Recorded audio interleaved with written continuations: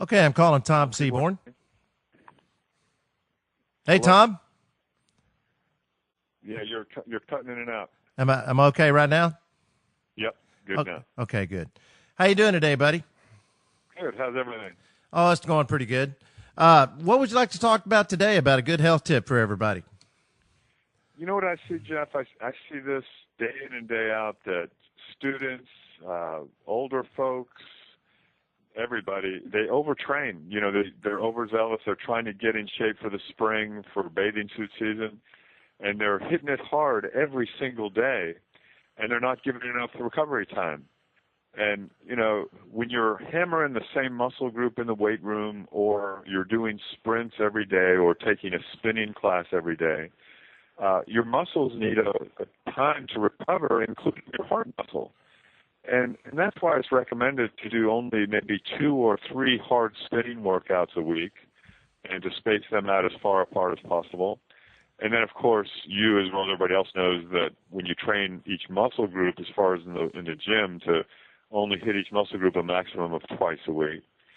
And, you know, even the cardio training that people come up with on their own, they may come up with some sort of a sprint routine, like they'll sprint to a tree and then recover to the next tree. That's fine to do 2 or 3 times a week, but if they do that every day, those muscle fibers don't have a chance to recover, and then their heart is not recovering properly, and they may be overtraining. Well, you know, that is a fact, because I've overtrained more than a few times in my life, and I kept seeing, not just myself, but I knew another girl that did the same thing. You have a tendency to swell up a little bit, like become puffy, and for whatever reason, your body can't get rid of the lactic acid like it normally should. Have you seen that happen? You know, yeah. Okay, and another thing, you know, something that is a really easy trick to discover if you're overtraining is to just take your heart rate every morning. When you wake up, your resting heart rate shouldn't be above normal. If it's 10 beats above your normal resting heartbeat, you know, like let's say your normal resting heart rate is 72 beats per minute, but then you one morning you wake up and you take your resting heart rate and it's 82. Well, that should be either a rest day or what's called active recovery, where you're moving around but not sprinting or doing more damage that doesn't allow your body to recover. And you're correct that, you know, inflammation is going to occur when you hammer your joints or your muscles to the point that they don't have time to recover, and that may be what you're referring to with the swelling, maybe in your case. But yeah, you know, if you feel joint pain, if you feel lethargic, if you don't feel like training, or even if you feel like training but your heart rate's up, that may be a time to take a day off, or at least to cut down on the intensity of your workout. I've always heard that if you take 2 days off in a row, you know, 2 designated days in a row to take off, that is usually pretty good, 48-hour recovery time. Yeah, it depends on what you're doing.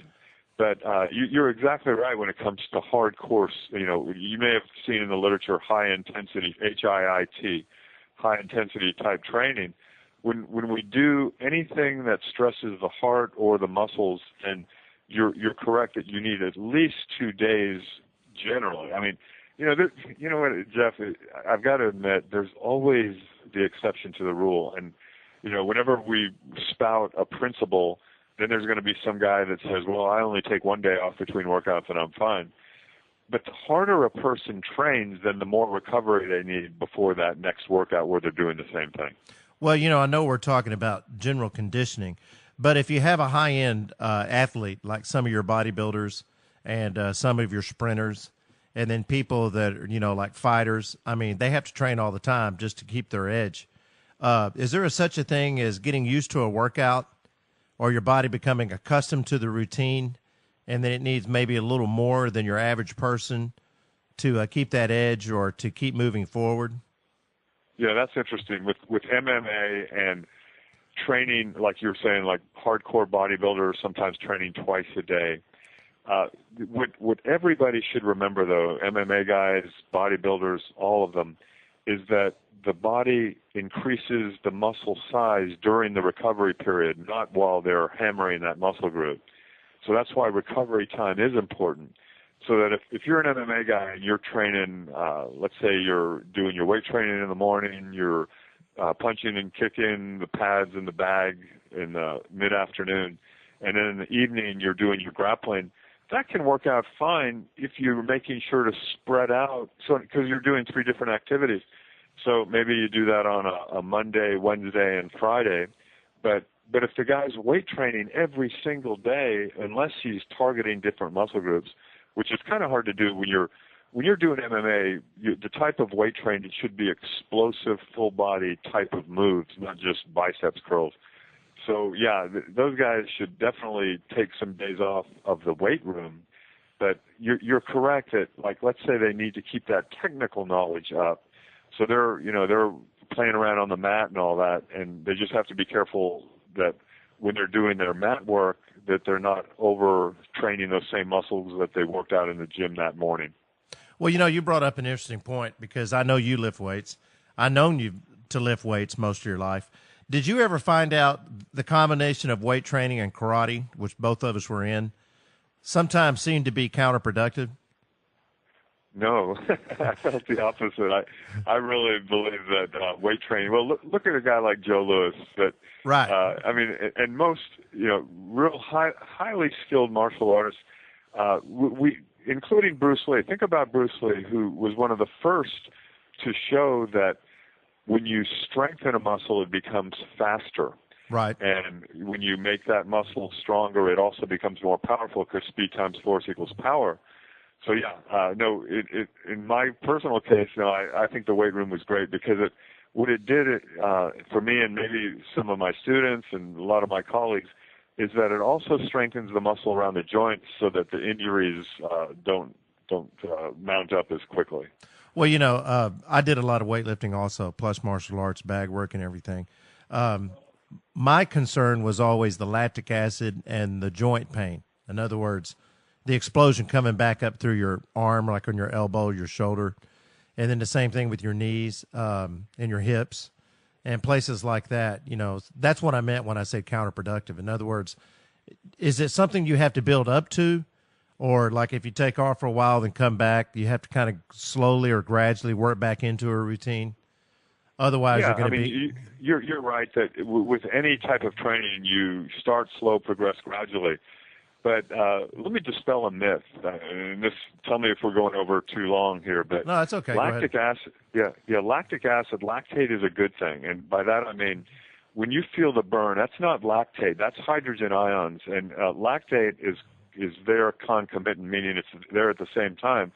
But lactate actually converts back into glycogen, which just means that it's sugar for your next high-intensity move, if you're hitting a bag or if you're doing sprints on a bike or whatever.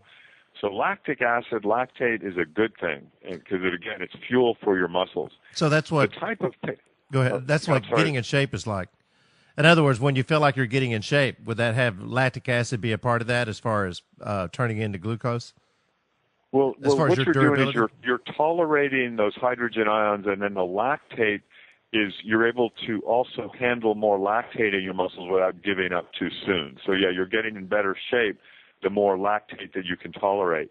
But what you might be thinking about is what's called delayed onset muscle soreness, DOMS, which is the type of pain you feel from your workout a couple days later. Right. Because you've actually caused micro tears in your muscle and that inflammation that we talked about earlier. So yeah, think about lactate as being a good thing. You're looking for the burn. Now, the burn isn't lactate. That's a buffer. Lactate's a buffer. The hydrogen ions are causing the burn, but the burn is good. And like you said, as you become more fit, you're able to tolerate that lactate and the hydrogen ions. And so then you're able to work more toward and getting into what's called your anaerobic threshold, meaning when you're huffing and puffing and burning. That's what you want to be able to tolerate, that feeling for as long as you can.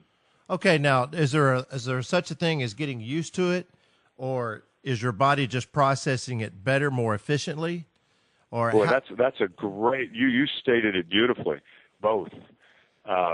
Some people don't feel the lactic, that hydrogen ion burn.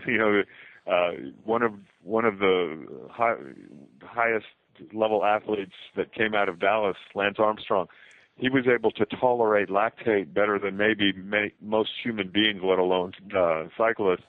Not only that, he was able to disperse his lactate better. And then finally, his VO2 max, meaning how much how much oxygen he can get to his muscles, is higher than almost everybody on the planet too. So you combine those three things with his mental attitude, and that's why he won the Tour de France so many times. Well, he started out young, and his heart was oversized, and for his frame. In other words, like he was. What do you think it was genetic, or do you think he earned all that ability cardiovascular wise?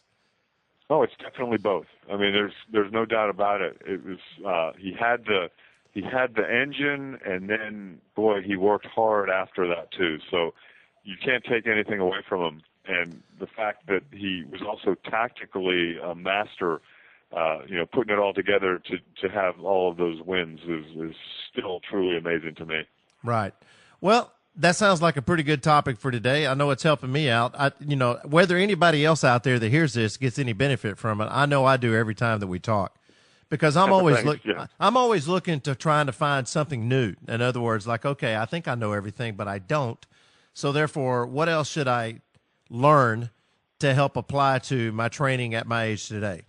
Or when I'm having a problem like hitting a brick wall, joint pain or fatigue or something like that, trying to sort it out mentally helps you out a whole lot so that you can make your adjustment on whatever level that you need to help you sustain your workouts instead of getting discouraged and saying, hey, I'm just getting old. This sucks. I quit. Exactly. All right. Well, listen, Well said. I appreciate the comment again today, and we'll get another one next week. You have a good day, Mr. Seabourne, and I appreciate your comments. Good talking to you. Okay. Bye-bye. All right. Bye-bye. Bye-bye.